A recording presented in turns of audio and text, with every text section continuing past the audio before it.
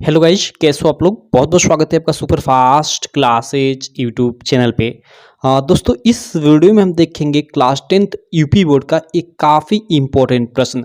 जी हाँ गाइज, जो आप लोग के बोर्ड एग्जाम में निश्चित होता है और 2 मार्क में हर साल आता है। और इस वीडियो से आपका 2 मार्क ही नहीं, 2+4 यानी 6 मार्क क्लियर होने वाला है। कैसे?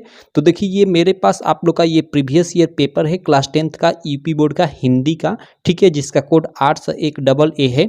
इसके माध्यम से मैं आपको बताना चाहता हूँ। यहाँ मैं अंदर देखिए एक प्रश्न निकालता हूँ और आपको दिखाता हूँ। यहाँ 1 मिनट साइड में मैं आ जाता हूँ। यहाँ पे देखिए, हाँ, यहाँ पे देखिए, ठीक है। यहाँ पे एक प्रश्न संख्या 6 होती है कि निम्नलिखित का संदर्भ सहित हिंदी में अनुवाद कीजिए। और देखिए, आप लोग की जो हिंदी की बुक है ना, उसमें पीछे संस्कृत का भी पाठ है, जिसमें संस्कृत में भी गद्य और पद्य में बटा हुआ है। गद्य और पद्य में मतलब संस्कृत भी बटा हुआ है। जैसे गद्य में ऐसे है, जैसे अस्माकम संस्कृति सदागत इसीलिए वर्तते, मतलब ऐसी, मतलब वाराणसी वाला, मतलब ऐसे सारे बहुत सारे लेसन है, ठीक है।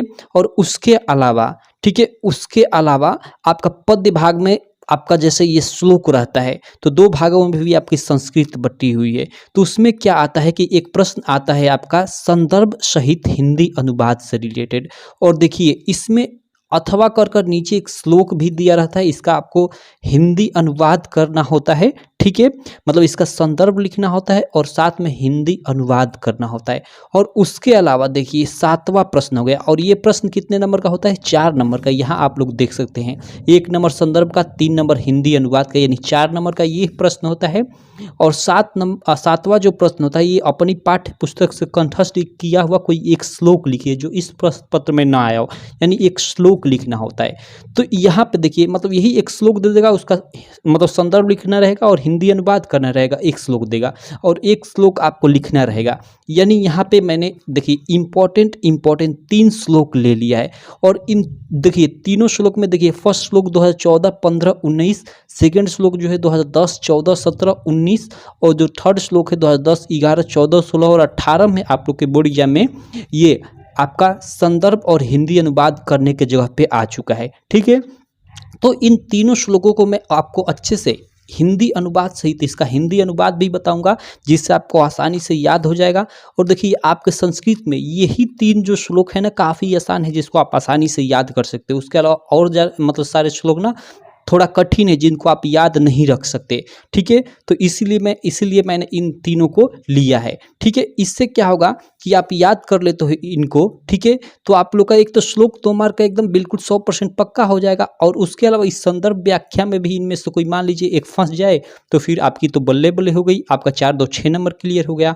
तो चलिए एक एक को अच्छे से देख लेते हैं। देखिए, जो फर्स्ट श्लोक है वो क्या है, यहाँ आप ऊपर देखिए, फर्स्ट श्लोक है कि मरणम मंगलम यत्र विभूतिश्च विभूषणम कौफीन यत्र कौशेयम सा काशी केन्मीयते। देखिए, ये शायद आप लोग का ना, मतलब जो वाराणसी वाला लेसन है, ठीक है, उसी में शायद ये श्लोक है, ठीक है। इसको आप मतलब अच्छे से देख लीजिएगा। मुझे एक्चुअली याद नहीं, चूंकि मैं ये सारे प्रश्न ना ये श्लोक याद करने के आपके माध्यम से लाया था, लेकिन मुझे ये भी प्रश्न मिल गया कि हाँ, ये भी इसके अंतर्गत आता है, इसलिए मैंने इसको मतलब डिफाइंड कर दिया।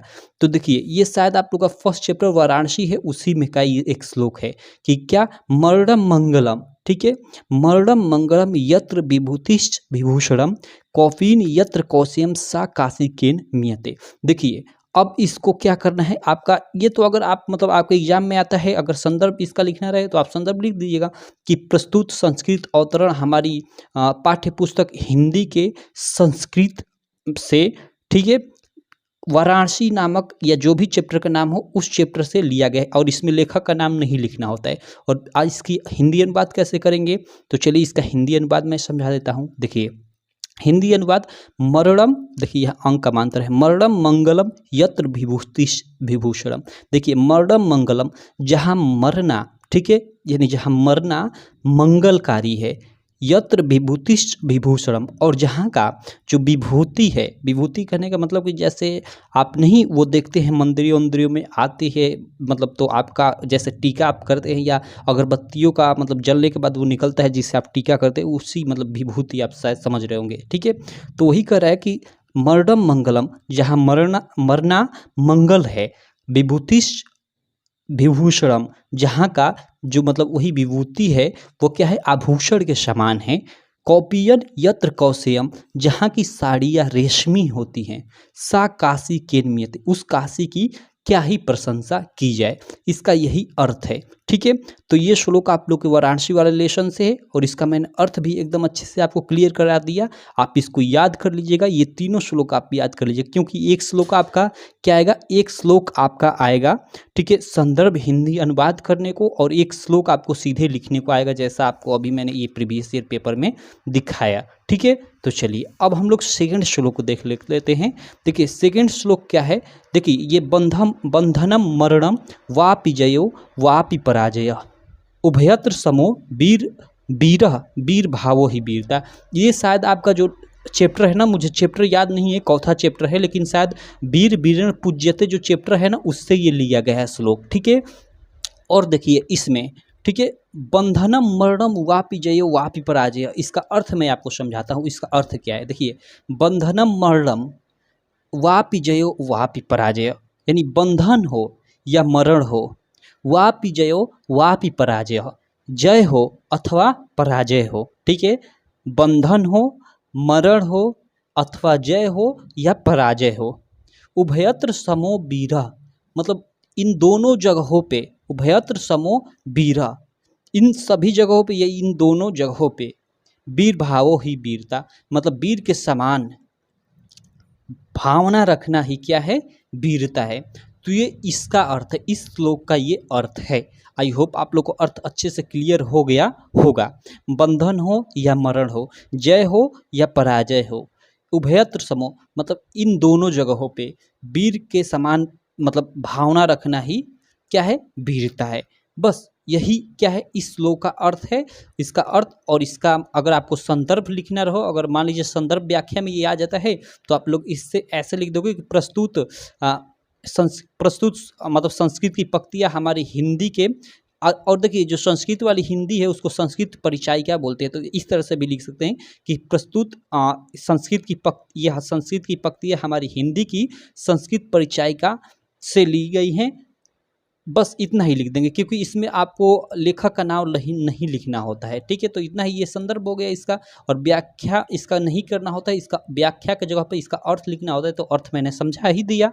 ठीक है, अब चलिए जो तीसरा श्लोक है उसे हम लोग देख लेते हैं, काफ़ी इंपॉर्टेंट है और ये आई होप आप सबको याद भी होगा, क्योंकि ये आप पिछली कक्षाओं से पढ़ते आ रहे हैं। देखिए सर्वे भवन्तु सुखिनः सर्वे सन्तु निरामया सर्वे भद्राणि पश्यन्तु माँ कश्चित् दुर्भाग् भवेत्। अब देखिए इसका अर्थ बता देता हूँ, ये एक्चुअली ये मुझे याद नहीं ये आपके किस लेसन से है, आप देख लीजिएगा, एक मिनट।